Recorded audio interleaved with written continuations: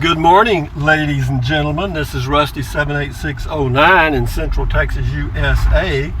Just leaving Wally World, commonly known as Walmart, for you new guys. But anyway, we're going to turn left here and I'll be out of the direct sun. Then we're going to go left again on the main highway 281, so we won't be going directly into the sun, which will be much better. Gasoline here in Marble Falls, Texas today is $2.48, 0.9 per gallon. So why don't we just say it's $2.49? That's not bad for regular unleaded. So I'll get over here in line at this red light and then we'll go left. And what I want to talk about today is the Casita is coming. The lights are on the tree and sooner we'll be out of this bright light in a second, folks. Just bear with me as soon as this red light changes. But anyway, the Casita is coming pretty soon. You realize next week, I think, finishes up September. Is it what? Let's see, Saturday a week is the 30th, I think. Maybe it's Sunday, I'm not sure. But yeah, we're getting close to starting October, and then we got 23 days, and the Casita that I've ordered will be here October the 23rd. And so what I'm doing now, I'm kind of fine-tuning. I bought me a queen-size sheet, flat sheet at Walmart today, and I'm going to wash it so it'll be ready to go so I can take it with me when I go to pick up the Casita. Why do you want a queen-size flat sheet, Rusty? Because what I'm thinking about doing is, before I buy anything, I'm going to try clipping a king-size or queen-size sheet to those cushions and just laying on that and then pulling a sheet up on top and a comforter as needed and see how that works. And if that doesn't work, then we'll go to step 2, which will be a futon or something. This lady wants to run that red light. What's happening here, guys? Anyway, so that's the queen size sheet story. And I also bought a closet organizer, but what it is, this one has little cubicles. It has 10 little cubicles. When you hang it up, there's 10 little cubicles. It's for shoes primarily. But I'm thinking that if I roll up t-shirts, underwear, and stuff like that, I can put that in those little cubicles, and also shoes, of course, because that's what it's designed for. And that gets all that stuff taken care of and frees up some of the overhead cabinet space. So we're going to try that today and see how that works. I'll do a video if it works. If it doesn't work, you'll never see it again or hear of it again. I mean, at least I don't want to show my mistakes too much. And what else? Let's just enjoy the drive and let's go to the Casa. That's where I'm headed now. And what else did I get? I got 3 things. Oh, I know what I got. I'm not going to tell you that. I'll save that for tomorrow. You'll be able to see it live and in color tomorrow. What was the name of the guy? Just a minute. I'll get it right here, guys. Just be patient. There was a movie of a guy that was a serial killer, and Anthony Hopkins played with the starring role, of course. He was good at that stuff. And I think the man's name was Hannibal Lecter, I think. And this guy was bad. I mean, just to the bone bad. And so I was looking around at stuff, and I saw a little publication on the cover. I think it was National Enquirer or something. It says something about Hannibal Lecter is on the loose or something. One of their really good quality stories, about as good as any of them. But we're cruising along here at 52 miles an hour right now. We're getting 25.6 miles to the gallon in my Ram pickup, which is great. I love my little Ram pickup. I love it, love it, love it. So what else is on there? Here comes a guy in a Casita, or pulling a Casita on the left, guys. I'm about to turn the camera and let you see it. Maybe you can see it when it comes. See it there? That's a Casita. Sure is. There's old Rusty. Old Rusty going by there. What luck. Perfect timing, Casita. That's an omen. See, that's a good omen. Let's get going here, Rusty. The cars are, everybody's passing you. If I pass somebody, I know that I'm in a school zone. So good morning. guys and gals. It is a wonderful day. You remember this song? Scotch and soda, mud in your eye. Baby, do I feel high? Oh me, oh my. Do I feel high? I remember that song. I thought it was a great song because it was just easy listening. Got a red light up here again. 1, 2, 3, red light. Yes, sir, the Casita is coming soon. The lights are on the tree. I'm getting excited. I'm getting my stuff ready. I don't want to buy much in advance because I've done that before and then end up saying, gosh, I wish I hadn't have bought that because I didn't need it. And that's for sure why I'm not going to buy a mattress or a futon or anything now, even though I've got those in my quiver as ideas, sort of the diamond polish. And if necessary, I will know which way to jump. But I've got a little tentative plan. If I put that queen size sheet over those pads that fit over the dining room area in the Casita that make into a bed, if I put that sheet over those and then clip it so that it can't move, and I think I can do that with some interesting little clips I'll come up with.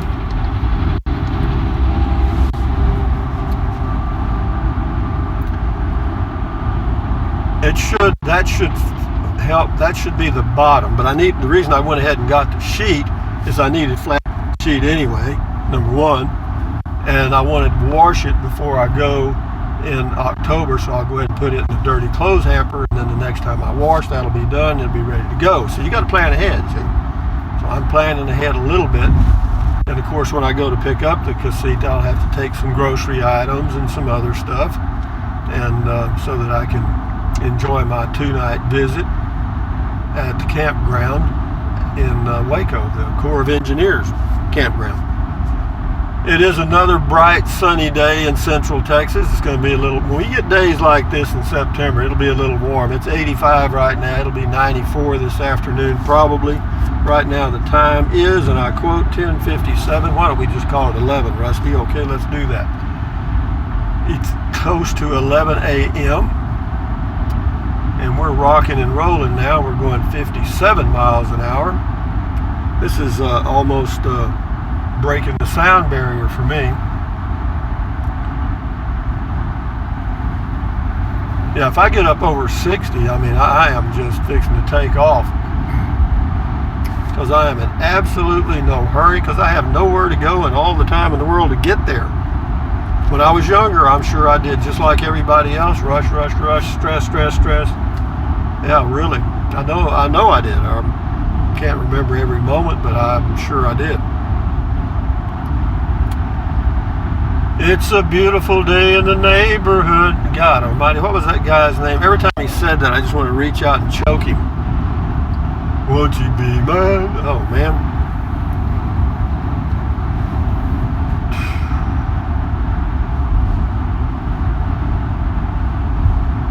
What would you do if you could do anything in the world? Where would you be if you could be anywhere? You know, I've thought about that a lot, because I can, go anywhere and live. I don't think I'd go to a foreign country or outside the USA, because that's pretty traumatic. I mean, I've done that, and the culture shock is real, totally real. You don't know the language, you don't know the foods and all that stuff. But inside the USA, there's a million places to go. I just talked to some full-time RVers at Walmart, and they go east a lot. They've got a Class A motorhome. They've been doing it for 12 years. They sold their house. Yeah, they sold their sticks and bricks, just him and her husband. The kids are grown. So they sold their house. They full-time. They just travel around, and mostly, again, in the east. And, yeah, interesting people. Seemed contented. They didn't have any complaints about being on the road for 12 years. And I can understand that. Sure. Got here just in time for the parade. And notice the cars are spaced just right, so you can't really make the turn. Can we do this? Oh yeah, we got plenty of time here. Let's go for it. This is Park Road 4. This goes around by Longhorn Caverns, then over to Inks Lake State Park. One of the little scenic drives in Texas, Central Texas. It says, welcome to Park Road 4, National Register of Historic Places. It's 12 miles to Inks Lake, so that means it's about 8 miles to my house. My RV. Well, it's my home. Hell, I can call it what I want to. But this is just a driving video for those of you that enjoy the driving videos. I have no specific point other than to mention a few things about the Casita. Isn't it amazing? I can't believe that I've got one on order. I can't believe I did that. I mean, for me to do this, that's a major step, because I normally wouldn't do a $20,000 RV at all. At all. And but as far as fitting in the budget, it sort of fits. You know, you can cram it in there and it looks okay. I used to be a CPA, and you know, I can do miracles with numbers, but I also know that if you fudge a little, you cheat yourself, you know what I mean? Particularly on your own personal budget. Usually my personal budget, I overstate all the expenses I can. You know, like for example, electricity, I always put it a little higher than it actually is. Same way for like propane. Same way for food and quote beverages, including wine and beer. Yeah, I overstate those, and then look at the budget. And I always add a miscellaneous of 150 or 200 bucks. Because, you know, every now and then you buy something just kind of off the cuff like I did today. And, you know, they add up during the month. But the budget looks okay. I need to continue what I'm doing for sure. If I want to be able to go traveling anywhere with the Casita. But so far, so good. The plan is good. The execution's been okay, and the results have been fine. So, as long as those three things are functioning like a well-oiled machine, we're good. And kind of, you know, putting that carrot out there a little bit, it kind of gets you off that recliner, gets you going, gets you doing stuff. This is called the Texas Hill Country, or just plain old Central Texas, or the Highland Lakes area of Texas. And those are the things you know when you live here. You know, that's whenever you're traveling, you'll be in an area and somebody will call it by a different name and you have no clue what they're talking about. But here I know my way around. And that's something else that occurred to me this morning as I was taking my morning walk, was as far as traveling next year and going the new route and all that, I think what I'm going to do now, I like the route that I really enjoy, and you know, I'm going to stick to the things I enjoy, is going out, leaving my home base, going to Ira, Texas, which takes about 3.5 hours, spending the night there because I can camp there for free if the weather is cool enough, and then from there to go to Balmorhea State Park, and it should be open next year. They're doing a lot of remodeling and stuff. Go from Ira to Balmorhea, and then go from Balmorhea to Aguirre Springs north of Las Cruces, New Mexico. Nice place. And so that would give me a boondocking night in Ira, and then at Balmorhea I'd have water and electric.